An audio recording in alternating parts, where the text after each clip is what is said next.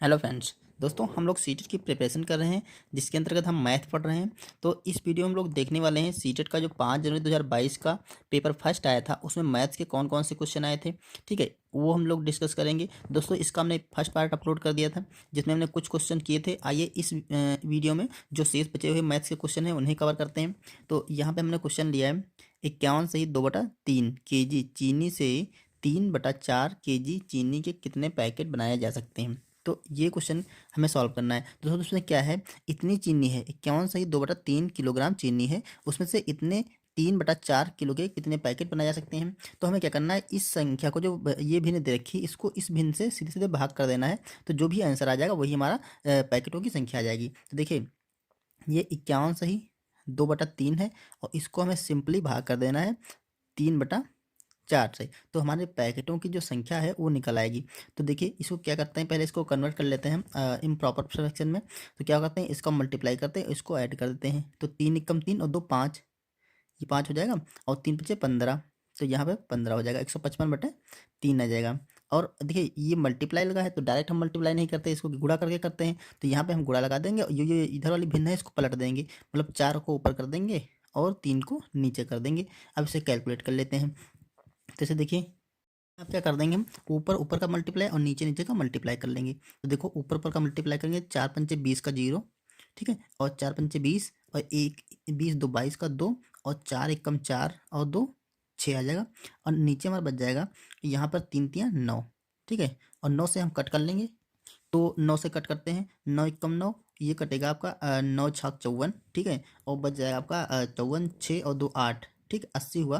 तो 9×8 = 72, ठीक है, और उसके बाद फिर से बच जाएगा आपका 8, फिर से 80 हुआ। तो ये 8 8 8 ऐसे करके आता रहेगा, ठीक है। तो दोस्तों इस तरह से ये निकल के आया 6 8 10.8 और इसको 9 कर सकते हैं। तो जो पैकेटों की कह रहा था कुल पैकेटों की संख्या है तो वो 68 हो जाएगी, ठीक है, लगभग 68 या 69 आप भी कर सकते हैं, लेकिन यहाँ पे ऑप्शन 68 दे रखा तो हम ऑप्शन 68 लगा देंगे। ओके, आइए अब नेक्स्ट क्वेश्चन करते हैं।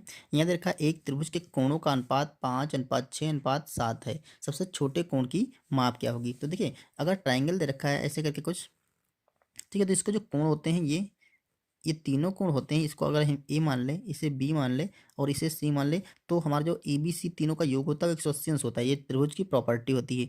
कोण ए प्लस कोण बी प्लस कोण सी इक्वल्स टू 180 अंश, ठीक है, ये त्रिभुज की प्रॉपर्टी होती है। अब देखिए इस अनुपात में दे रखे हैं तो हम इनको अनुपात जो दे रखा है इसको हम एक फिक्स वैल्यू बना लेते हैं। इसमें कोई कांस्टेंट लगा करके, देखिए ए दे रखा है 5 अनुपात में, तो इसको हम लिख सकते हैं 5x प्लस बी को मान लेते हैं 6x और प्लस सी को मान लेते हैं हम 7x, ठीक है। अब इनको हम ऐड करते हैं, देखिए ये 5x plus 6x plus 7x और यहाँ से 180 बना लेंगे, ठीक है। अब यहाँ से हम x की वैल्यू निकाल करके इसमें रख देंगे तो हमारे ए बी सी के मान आ जाएंगे। तो यहाँ हम देखिए 5 6 5 11 और 7 18 हो जाएगा। ये 18x बराबर 180 अंश, ठीक है। अब x बराबर क्या हो जाएगा, ये 18 बराबर इसके नीचे चला जाएगा, 180/18 काट लेंगे तो ये आपका 10 आ जाएगा। x की वैल्यू हमारी आ गई 10, x बराबर 10। जैसे ही x बराबर 10 निकला, यहाँ से सारे का मान निकाल सकते हैं, सारे कोणों के मान हम निकाल सकते हैं। लेकिन पूछ रहा था वो सबसे छोटे कोण के मान क्या है। तो सबसे छोटा अगर कोण देखिए 5 अनुपात में है तो यही सबसे छोटा कोण होगा। तो हमारा सबसे छोटा कोण क्या होगा 5x, मतलब हमारा जो ये मान हो जाएगा ये हो जाएगा 5 गुणे x की जगह हम रख देंगे 10, तो ये आएगा 50 अंश। क्लियर, तो यही इस क्वेश्चन का हमारा आंसर हो जाएगा, ऑप्शन नंबर बी लगा देंगे। अगला क्वेश्चन दोस्तों है, विमल अपने जन्मदिन पर कैंडी का एक पैकेट लाया। उसने 1/3, देखिए यहाँ दे रखा है 1/3 जॉन को, 1/5 1/5 सुष्मिता को तथा और 1/4 भाग राधा को, 1/6 भाग मीकू को दे दिया। 6 कैंडी स्वयं खा ली, ठीक है। पैकेट में कितने कैंडी थी, निकालना है पैकेट में कैंडियों की संख्या। दोस्तों मान लेते हैं पैकेट में कैंडियों की संख्या जो थी वो x थी। क्लियर, तो उसने अब इसका बांटना शुरू किया, तो जब बांटना शुरू करिए तो उसमें से टॉफियाँ कम हो जाएगी, तो इसमें से हम पहले घटा देते हैं। उसने क्या किया 1/3 टॉफी जान को दे दिया, तो हम इसमें 1/3 मतलब इसी का एक हिस्सा, जितनी टॉफी होंगी उसका 1/3 भाग, मतलब x/3 भाग उसने किसको दे दिया, कैंडी को दे दिया। और 1/5 भाग सुष्मिता को दे दिया, तो ये भी हम क्या करेंगे माइनस का कर देंगे x/5 भाग। ये सुष्मिता को दे दिया, और माइनस कर देंगे 1/4 भाग राधा को दे दिया, माइनस मतलब x/4 भाग राधा को दे दिया, क्योंकि ये देखो ये उसने कहा है जो टाफियों की संख्या थी उसका 1/4 भाग, तो टाफियों की संख्या अगर एक्स थी तो हमका एक्स का चौथा भाग उसने कहता सुष्मिता को दे दिया, राधा को 1/6 भाग मीकू को दे दिया, तो इसमें से माइनस कर देंगे 1/6 मतलब x/6 भाग मीकू को दे दिया, और 6 टाफी स्वयं बता दे। जब ये बांट दिया तो उसके पास टाफियों की संख्या कितनी बची, 6 टाफियों की संख्या बची, तो ये बराबर होगा 6। मतलब हमने देखो उसकी जो टोटल टाफी थी उसमें से हमने जितनी टाफी बांटी वो हमने निकाल दिया, तो टाफियों की संख्या कितनी बच गई, 6। क्लियर।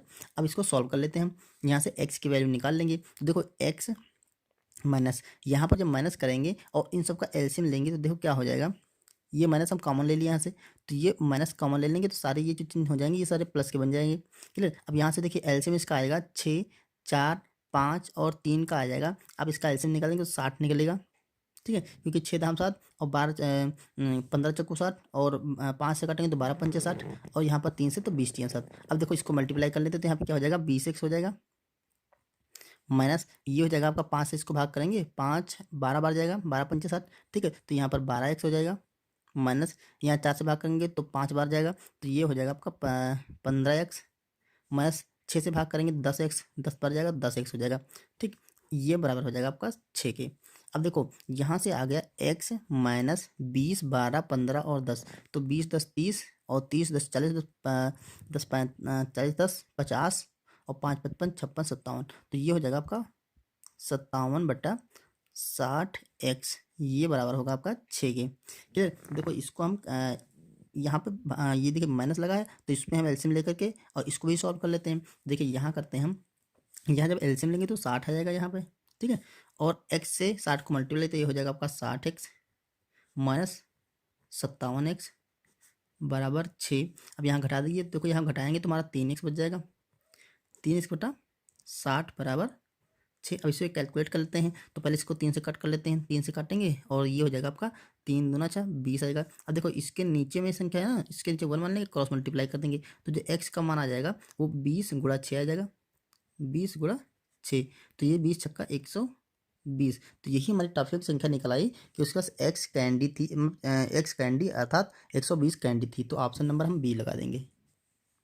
दोस्तों यहाँ पर क्वेश्चन दे रखा है, यदि 7 क्रमागत संख्याओं का योग 98 है तो इसी क्रम में तीसरी संख्या क्या होगी। आप कभी भी आपको क्रमागत संख्याएं मिले, ठीक है, तो उनको हम क्या मान लेते हैं, यहाँ पर दोस्तों थोड़ा मिस्टेक हुआ लिखने में, 7 क्रमागत यहाँ पे सम संख्याओं का योग था, सम, ठीक है, यहाँ पर था सम संख्या मतलब इवन नंबर, 7 क्रमागत सम संख्याओं का योग 98 है तो इसी क्रम में तीसरी संख्या निकालनी है। तो देखिए सम संख्याओं का योग है, अगर कभी भी आपको क्रमागत सम संख्या मिले तो हमें क्या करना है, एक मान लेते हैं x है, तो दूसरी दोस्तों उसमें क्या हो जाएगी, x+2 हो जाएगी, क्योंकि अगर ये सम संख्या है तो सम संख्या में 2 जोड़ेंगे तभी आगे सम संख्या मिलेगी, ठीक है। तीसरी हो जाएगी आपकी x+4, ठीक है। चौथी हो जाएगी आपकी x+6, फिर आएगी x+6 के बाद 8, ठीक है, फिर x+10, ठीक है। इसी के देखिए कितने हैं, 7 क्रमागत है तो 1 2 3 4 5 6 और x+12, क्योंकि ये सम संख्या है इसलिए हम सब में 2 2 बढ़ाते जा रहे हैं, ठीक है। अब इन संख्याओं का योग क्या 98, तो इनको हम योग करते सबको मतलब जोड़ देते हैं, ये सातों संख्या होंगी, इन सातों को हम जोड़ देंगे, सातों को हमने दिया जोड़ तो ये आ गया 98, ठीक है। अब देखो यहाँ पर वो तीसरी संख्या पूछ रहा था, कहते तीसरी क्रम में तीसरी संख्या तीसरी कौन सी है, 1 2 3, ये वाली संख्या ये वाली है ना, ये वाली संख्या, तो इसका मान हमें निकालना है, तो आप पहले इनको जोड़ लीजिए। तो देखो x की संख्या 1 2 3 4 5 6 7, तो यहाँ पर 7 x हो जाएंगे, x की संख्या 7 है, प्लस अंकों की संख्या देखिए 2 4 2 6 6 6 12 12 8 20 20 10 30 और 30 12 आपका 42 हो जाएगा। एक बार जोड़ते हैं, 12 10 22 22 8 30 30 6 36 36 4 40 40 2 42, तो ये हो जाएगा आपका 42 बराबर 98, ठीक। अब देखो यहाँ से क्या करेंगे हम, x की वैल्यू निकालना है हमें, तो 7x बराबर हो जाएगा आपका 98 और ये प्लस का है तो बराबर के इधर जाएगा तो माइनस का हो जाएगा 42। अब यहाँ पर देखिए 8 से 2 जाएगा तो आपका 6 बच जाएगा और यहाँ पर 9 से 4 जाएगा तो 5 बचेगा, ठीक। ये है आपका 7x, तो यह देखिए x यहाँ से सॉरी x का मान निकालना है तो 7 काटेंगे तो ये 7 यहाँ पे नीचे आ जाएगा, तो नीचे काटेंगे तो 7 8 8 बार जाएगा, तो यहाँ से x का मान आ गया आपका 8, जैसे ही x का मान 8 निकला तो हम क्रमागत संख्या कौन सी निकाला था, तीसरे नंबर वाली, तो 8 में हम जोड़ देंगे 4। x के लिए यहाँ पे हमने 8 रख दिया, उसमें 4 जोड़ा था, तो 8 और 4 12। तो ये जो तीसरी संख्या होगी वो हमारी 12 आ जाएगी। ठीक, ऑप्शन नंबर हम ए लगा देंगे।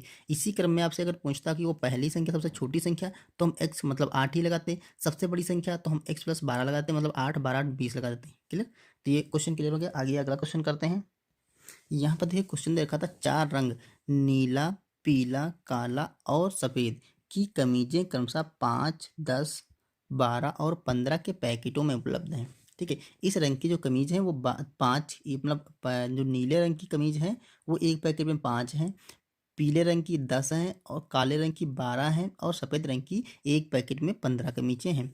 यदि एक दुकानदार के को चारों रंग की कमीजें समान संख्या में खरीदनी है तो उसे विभिन्न खरीदे जाने वाले पैकेटों की संख्या ज्ञात कीजिए। दोस्तों कह इसमें ये रहा है कि जो इनकी कमीजों की संख्या वो समान हो।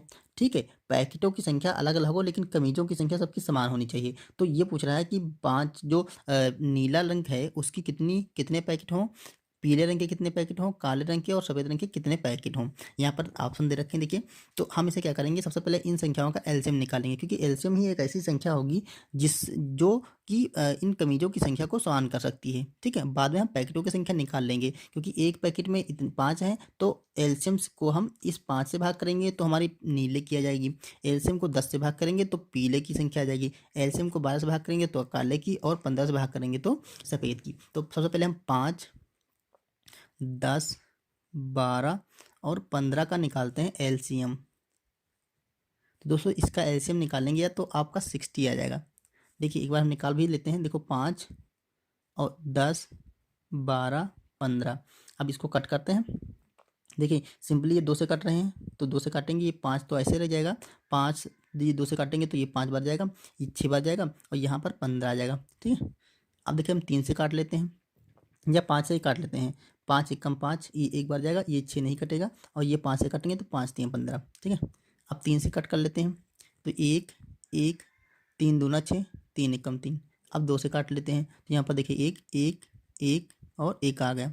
ठीक, इसको मल्टीप्लाई करते 2 पंचे 10, 10 तिया 30, 30 दूना 60। तो हमारा एलसीएम क्या आ गया, 60। अब देखिए जो हम कमीजों की संख्या खरीदेंगे तो हर पैकेट वाले नीले की 60 होंगी, पीले की 60 होंगी, काले की 60 होंगी और सफ़ेद की 60 कमीज होंगी। ठीक है, लेकिन अब पैकेटों की संख्या, क्योंकि एक पैकेट में देखिए जो नीला कलर है ब्लू, उसके एक पैकेट में 5 कमीजें हैं तो 60 कमीजों में कितने पैकेट हो जाएंगे, तो 5 से भाग कर देंगे इसको, 5 से जब भाग करेंगे तो 5 से भाग करेंगे तो 5 से काट लेंगे इसको, तो 12 बार जाएगा। तो ब्लू कमीजें मतलब नीले रंग की 12 हो जाएंगी। अब पीले रंग की येलो देखते हैं। येलो की संख्या देखिए 60 है, 60 की येलो की एक पैकेट में 10 कमीजें आती हैं तो 60 कमीजों में कितने पैकेट बन जाएंगे, 10 पैकेट बनेंगे। ठीक है, क्योंकि सॉरी 6 पैकेट, जो 6 पैकेट बनेंगे, क्योंकि देखिए 10 एक पैकेट में 10 कमीजें हैं तो 60 कमीजों में कितने 10 पैकेट 10 से इसको भाग करेंगे तो 6 आ जाएगा। ठीक है, और इसी तरह से देख लेते हैं हम ब्लैक, काले रंग के।